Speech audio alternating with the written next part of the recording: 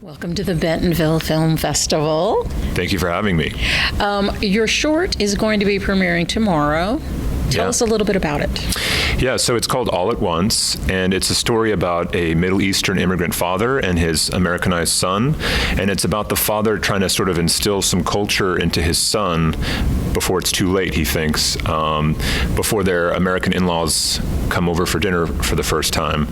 And so it's a little bit of a play of, it's a bit of a dance, I should say, between, tradition and new culture, and that's all kind of playing out in the dinner menu. The father kind of wants like a very traditional Middle Eastern dinner spread, and the son is trying to like not seem too much of a foreigner, and he's kind of apprehensive and self-conscious and trying to squeeze in some other kind of neutral items, American items that he thinks his guests would like. Okay. How many days did you guys shoot? We shot for 3 days in Southern California in Anaheim.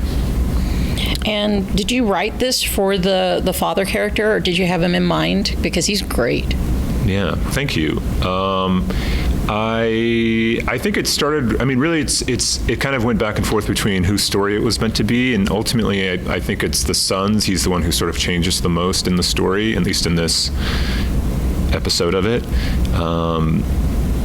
But yeah, I sort of started with a situation which was the dinner table, and I think I was really kind of thinking more about the son's position at the dinner scene for anyone who sees it. And then from there, like the rest of the circumstances just kind of evolved or presented themselves.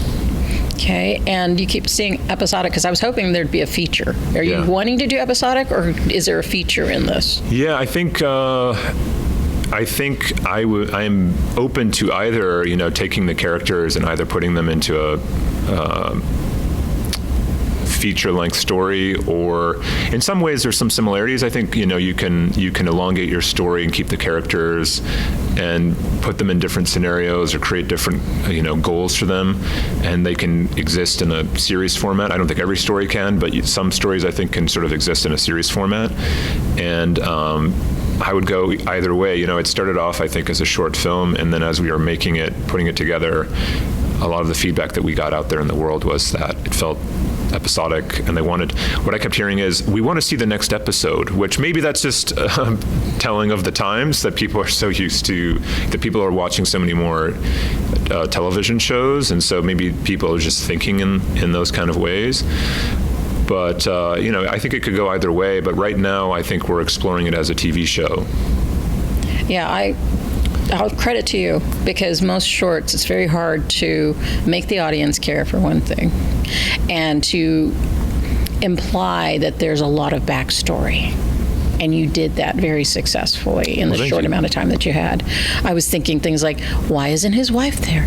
Why is he making the favorite dish? What happened to the wife? Who's this woman the son is engaged to? And why is he so nervous? And why are they just now meeting? Just different things like that. Yeah. And so you made me care about the characters. And you made me very hungry. Yeah, good, great. I mean, that food, is it hard?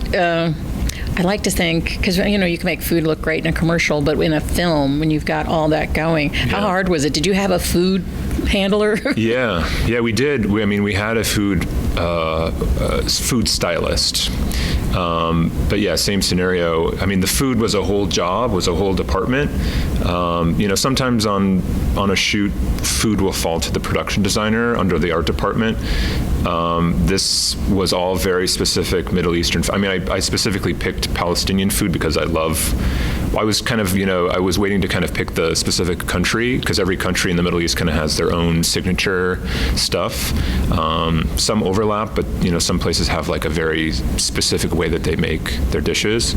And I ultimately went with the Palestinian cuisine, and I'm Egyptian, so I can't claim to know all the details of how it's made and all the extra care that goes into it. So we had to hire, and our production designer was incredible, Bobby Applebaum. but he didn't know a lot about Palestinian food either. So he was very relieved, I think, that we found a food stylist who, her name is Abir Najjar, and she's from Chicago, and she flew up from Chicago she's also like a food blogger, very, food-centric person, professional. We were in really good hands with her. She was like, when we weren't shooting, she was making food in that kitchen. When we weren't shooting in the kitchen, she was making food in the kitchen. Otherwise, she was making food somewhere else. So it was a whole job, I think, just like whipping up all that stuff. And she also made us kanafa, that Middle Eastern dessert at the end. That was the finale too. Just kind of everyone got to have a piece of kanafa with the pistachios. Yeah, some crushed pistachios, exactly. Yeah. Did the crew eat like kings?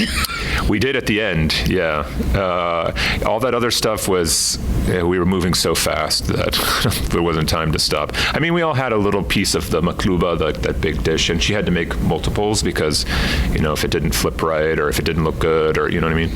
So cooking show style, she made a bunch of them, and there was a whole team of people just, very, very relieved to have to be in such good hands, and someone who's so knowledgeable about the food, and so committed and so passionate.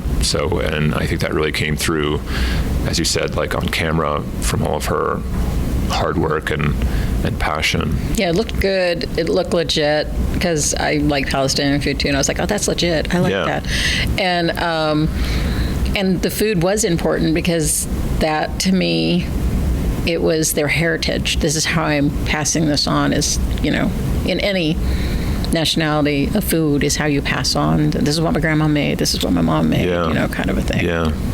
I hope that's sort of common ground for anyone from a different culture. I mean, you can, or American. I mean, it doesn't matter. I mean, it's a worldly thing. It's every culture has their signature dishes. Could be meat and potatoes in a certain kind of way. Could be pasta in a certain kind of. Everyone has, even regionally, has their own kind of signature that they put on their dishes. And so I hope that people can kind of relate to that aspect of the story. It may not be their food, but they can relate to the idea that food is important and a lot of energy goes into it, and it's has deeper meaning. And then what inspired it? What inspired this story? Because it's a very interesting story. What did you go, oh, I heard a story, or I was inspired by this. What put this idea in your head? I think it came from a number of different places. I would say that it's inspired by life event. I grew up Egyptian in up and down the West Coast, mainly Arizona, in a small town. So there weren't a whole lot of other Egyptian kids there, and really there was not really a whole lot of diversity of any sort, I would say. So I grew up with a lot of different, and I'm also, my dad's American, my mom's Egyptian, so I've kind of had it both ways. So in some sense, I think the story is like it's probably a narrative within myself in some, just kind of balancing the Western and Middle Eastern culture. But a lot of it is sort of, borrowed, even from watching my friends and and their parents, and marrying people from different cultures, and just kind of taking all of those experiences that I've either lived myself or also seen, and sort of putting it into a narrative. None of it happened, but it's all true, is what I like to say. Well, it's got the ring of truth in it. Yeah. That's why I was like, what inspired it? You know? What projects are you working on now that you've got this one done? Yeah, I mean, I'm still on the road with this one. We have, some more screenings coming up, and some more question marks in terms of screenings, still some more festivals to do. We are looking at this as a TV show. Like, we're in discussions, with different parties who are interested in actually turning into a TV show. You never know. See what happens. Good. Look into the camera and say, bidding war starts now. Yes, please, bidding war. Here we go. So, it could be a feature film as well. But this project aside, I'm working on another TV show project that I was brought into. So just out there in the world, developing a TV show with a team that brought me on, and and then always kind of writing some step, some version of some other script is always kind of in my head, even walking over here. So that's always happening. So yeah. So you're a writer first? Yeah, I think, I'm just a self-starter more than anything else. Yeah, I'm a writer,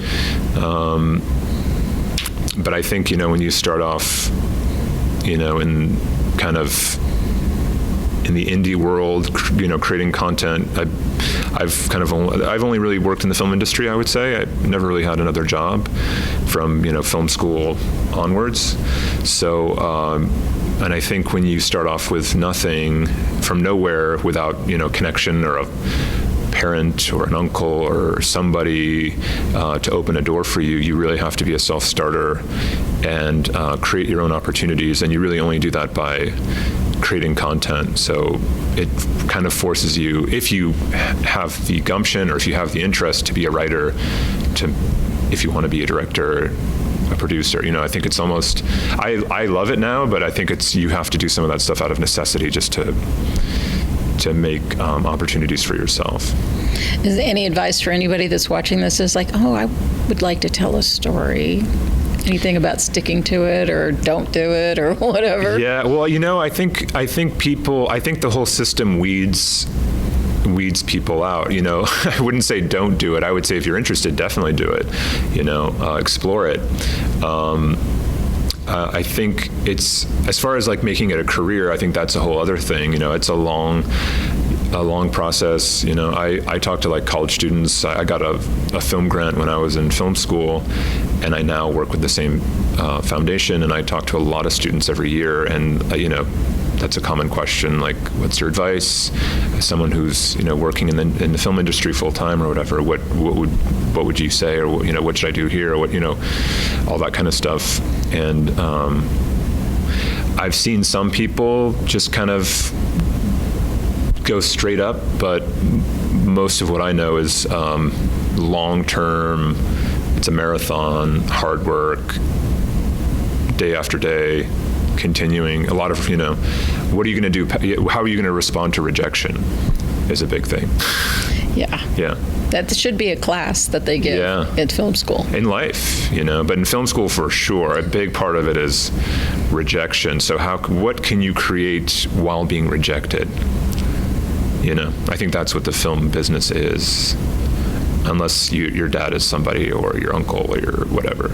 And there's only so many slots for that one. Only so many spots. So, but I do believe that if you are committed and you're just you're passionate and you have some talent, you can cultivate that, and you just without being too cheesy. I think if you just keep going and you don't give up and you're just committed to it, and you're like, I'm just going to do this no matter what, and just keep working at it, I think that you will, quote unquote, make it. You'll make it somewhere as something.